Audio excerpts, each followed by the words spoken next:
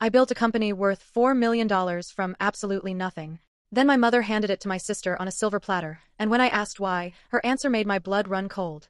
This is the story of how I lost everything I'd worked for, and how I got the last word. My name is Rose, and I need to tell you about the day my entire world collapsed in a windowless conference room that smelled like stale coffee and betrayal. But let me back up. I was 17 when I baked my first wedding cake. Not because I wanted to, because we needed the money. My dad had died 2 years earlier from a sudden heart attack, leaving my mom, my younger sister Natalie, and me with a mortgage we couldn't afford and medical bills that kept coming like a cruel joke. Mom worked double shifts as a hospital receptionist, but it wasn't enough.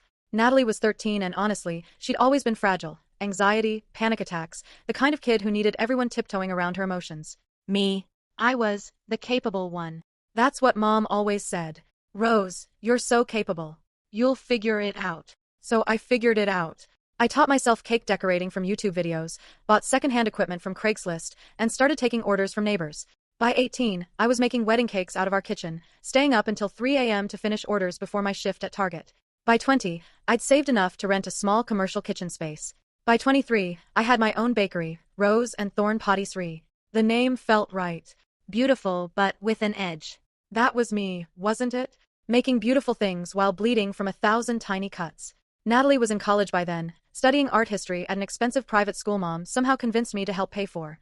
She's sensitive, Rose. She needs the right environment.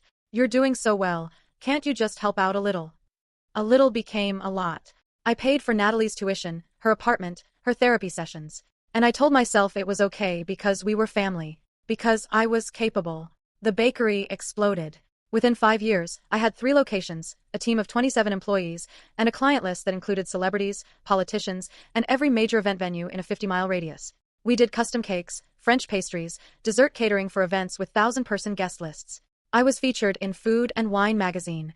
The business was valued at $4 million. $4 million.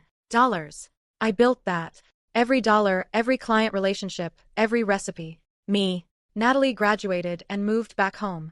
She couldn't find a job, or more accurately, couldn't keep one. She'd work somewhere for 3 months, then have a breakdown about the stress or the mean coworkers or the difficult boss. Mom would call me, voice heavy with worry. Rose, she's struggling. You know how she is. Can she help out at the bakery?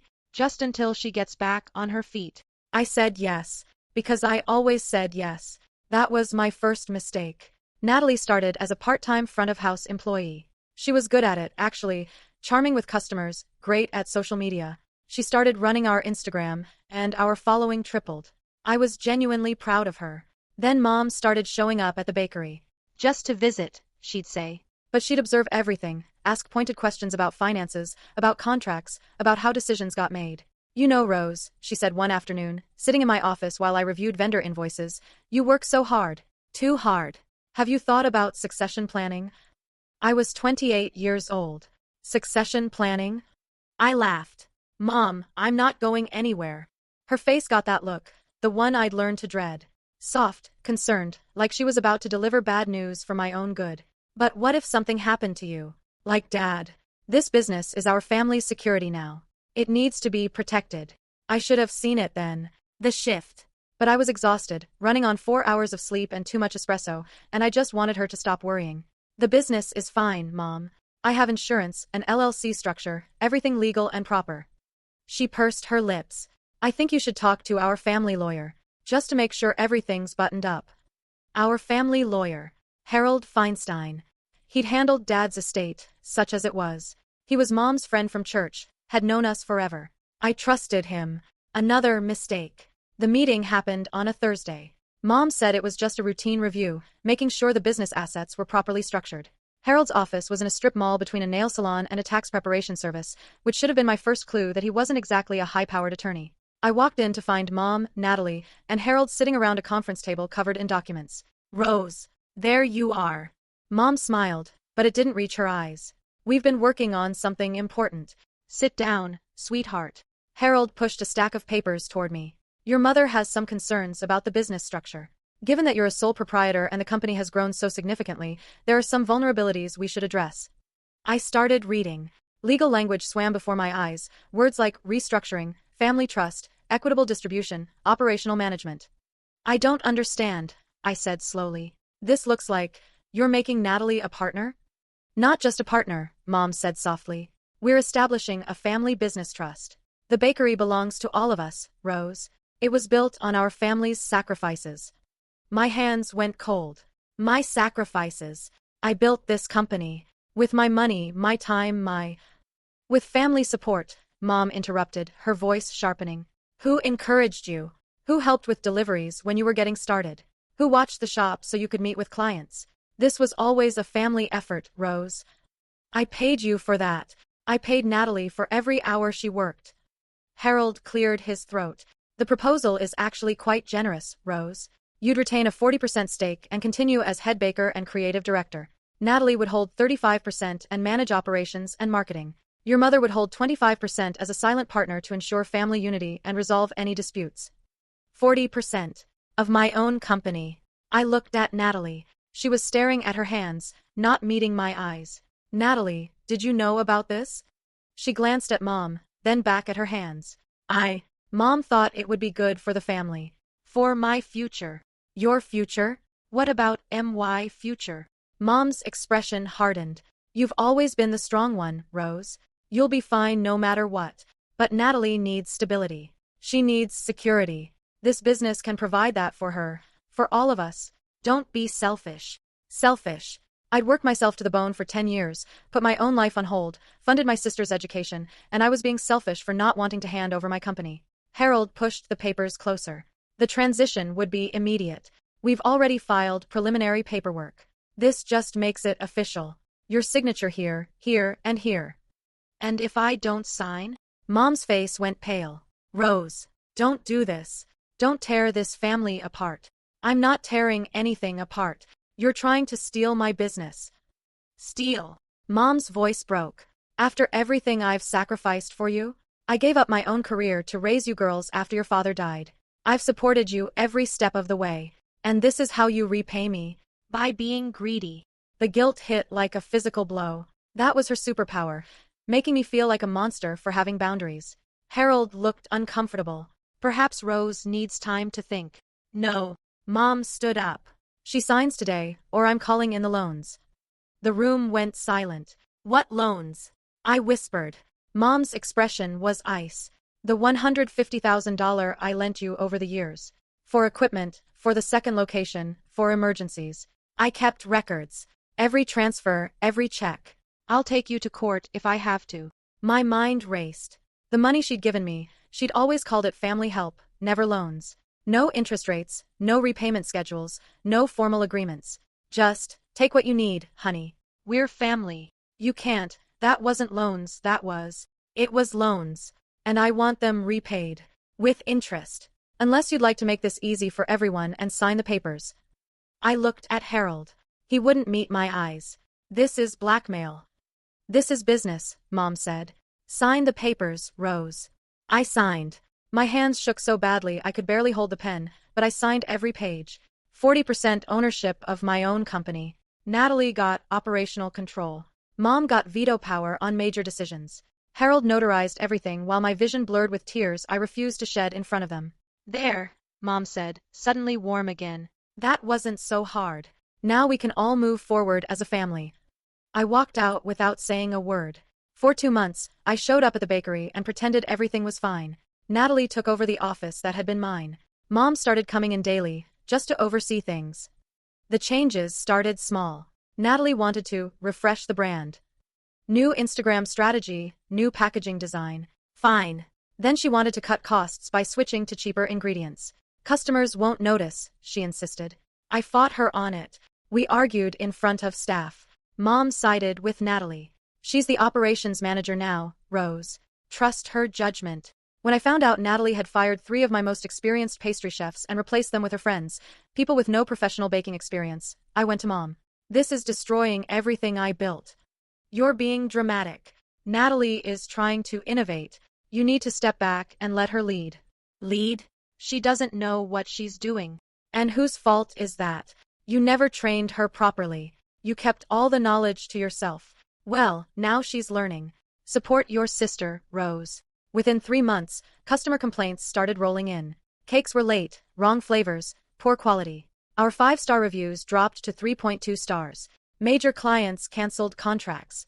I was kept out of meetings, my suggestions ignored. When I pushed back, Mom accused me of sabotaging Natalie. Then I discovered the credit cards. I was looking for a vendor invoice in the filing cabinet when I found the statements. 3 business credit cards I'd never seen before, all maxed out. Total balance, $287,000. First-class flights to Paris. A luxury spa retreat. Designer clothes. A leased Range Rover. All in Natalie's name. All on the business accounts. I confronted her in the office. She barely looked up from her phone. We deserve nice things, Rose. The business can afford it. The business is hemorrhaging money. We've lost half our major clients. Because you won't get out of the way and let me run things properly. Properly? You're spending company money on personal luxury. Natalie's face hardened. She looked exactly like Mom in that moment. I'm the operations manager. I decide how funds are allocated. If you have a problem, take it up with the board. The board. Her and Mom. I was done. I went home and I started digging. I made copies of everything. Financial statements, credit card receipts, emails, the original ownership documents showing me as sole proprietor. I pulled bank records showing the loans from Mom had been gifts with no repayment terms ever discussed. I found text messages between Mom and Harold from before that conference room meeting, planning exactly how to pressure me into signing. She'll cave if we threaten legal action, Mom had written. She always does. I found evidence that Natalie had been telling clients I was stepping back due to health issues, positioning herself as the bakery's founder. And I found something that made my blood boil. A new loan application. They were trying to take out $500,000 against the business assets, with my forged signature as guarantor. They'd literally forged my signature on loan documents. That was when I stopped crying and started planning. The lawyer. I used what little savings I had left to hire a real attorney. Not Harold. A corporate litigation specialist named Jennifer Chen who looked at my pile of evidence with sharp, interested eyes. This is fraud, she said flatly. Multiple counts. Breach of fiduciary duty, coercion, forgery. Do you want to file criminal charges or civil? Both. I want everything. Jennifer smiled. It wasn't a nice smile. Then let's get to work. We filed a lawsuit alleging fraud, coercion, and theft. We reported the forged loan documents to the bank and the district attorney. We sent cease and desist letters to Mom and Natalie, demanding they stop operating the business immediately. And then we waited. Mom called me 50 times that day. I didn't answer. She showed up at my apartment at midnight, pounding on the door. Rose, open this door. How could you do this? To your own family. I opened the door. How could I? My voice was steady. How could you? You stole my company. You forged my signature. You committed fraud. I was trying to protect this family. Natalie needs. I don't care what Natalie needs. For once in my life, I'm not carrying her on my back. Mom's face crumpled. The tears came, the same tears that had always made me cave before. Rose, please. They're going to arrest her. The DA is pressing charges. You'll send your sister to prison. She sent herself to prison when she forged my signature on a $500,000 loan. She's your sister. And I was your daughter. Where was this concern when you were stealing from me? Mom grabbed my hand. I pulled away. We can fix this, she pleaded. We'll give you the company back. We'll make it right. Just drop the charges. No, Rose. Get out. The civil trial took 8 months. During that time, the bakery collapsed. Natalie and Mom couldn't manage without me, and no investors would touch a business mired in fraud allegations. They had to close 2 locations. Staff quit. The brand I'd built was in ruins. I didn't care. They'd already destroyed it. The courtroom was exactly like you see on TV, except smaller and sadder. Mom and Natalie sat on one side with Harold, who looked like he wanted to be anywhere else. I sat with Jennifer. The evidence was overwhelming. Jennifer methodically laid out every document, every forged signature, every fraudulent expense. The loans Mom claimed I owed were proven to be gifts. No contracts, no terms, no mention of repayment in years of text messages and emails. The coercion was clear from Harold's own text messages with Mom, planning how to pressure me. Mom tried to claim it was all a misunderstanding, that she was just a mother trying to help both daughters. The judge wasn't buying it. Mrs. Whitmore, Judge Patterson said, her voice cold, you systematically defrauded your daughter of a business she built from nothing. You falsified documents, forged signatures, and conspired to commit theft. This wasn't a family disagreement. This was a criminal enterprise. The ruling was swift and brutal. Full ownership of the business restored to me immediately. Mom and Natalie ordered to repay $287,000 in misappropriated funds plus damages. criminal fraud charges to proceed separately. Mom was crying. Natalie was crying. I felt nothing. Just empty. As we left the courtroom, Mom tried one more time. Rose, please. Don't let them send your sister to prison. She made mistakes, but she's family. I looked at her. Really looked at her. At the woman who'd raised me, who I'd loved desperately, who taught me that family meant sacrifice. You know what, Mom? You're right. She is family. But so am I. And you chose to treat me like an ATM with legs. You destroyed my trust, my business, my peace. And you did it while telling me I was the strong one, the capable one, the one who would always be fine. You are strong. Being strong doesn't mean being your doormat. It doesn't mean suffering in silence so Natalie can have an easier life. I'm done being strong for everyone except myself. Mom's face twisted with anger then, the mask finally falling completely. Fine. Be selfish. But don't come crawling back when you realize you've destroyed this family. You destroyed it, I said. I'm just refusing to pretend it was my fault. Natalie pleaded guilty to fraud and received 18 months in prison, suspended to probation and community service. Mom was charged as an accessory but got probation due to age and lack of prior offenses. Harold was disbarred. The bakery that remained was a shell. I sold the assets, paid off the debts, and closed Rose and Thorn Patisserie permanently. And then I started over. I moved to a different city. Used what money was left to open a small cafe, nothing fancy, just a neighborhood place with good coffee and better pastries. I called it Bloom. No family involved. No partnerships. Just me and a carefully curated staff who I paid well and treated with respect. I started sleeping again. I started baking for joy instead of survival. I went on dates. I made friends who didn't expect me to save them from their own choices. Mom sends cards sometimes. Birthday cards, Christmas cards. Always with the same message. I'm sorry you felt hurt. I hope someday you'll understand I was trying to help. Never, I'm sorry I stole from you. Never, I was wrong. I don't respond. Natalie emails occasionally, long rambling messages about how therapy has helped her see her patterns, how she wants to rebuild our relationship, how Mom is struggling financially and maybe I could help. I don't respond to those either. Because here's what I learned. Strength isn't about how much you can carry for other people. It's about knowing when to put the weight down and walk away. They wanted me to be the strong one. Fine. I'm strong enough to choose myself. You want to know the reason Mom gave the company to Natalie? The thing she said that left me speechless? It wasn't in the conference room. It was 6 months later after the trial, during one of her crying phone calls that I stupidly answered. Why did you do it, Mom? The real reason. She was quiet for a long time. Then, because you didn't need it. You were always going to be successful, Rose. You're too capable to fail. But Natalie, she needs someone to take care of her. I thought if she had the business, she'd finally have security. She'd finally be okay.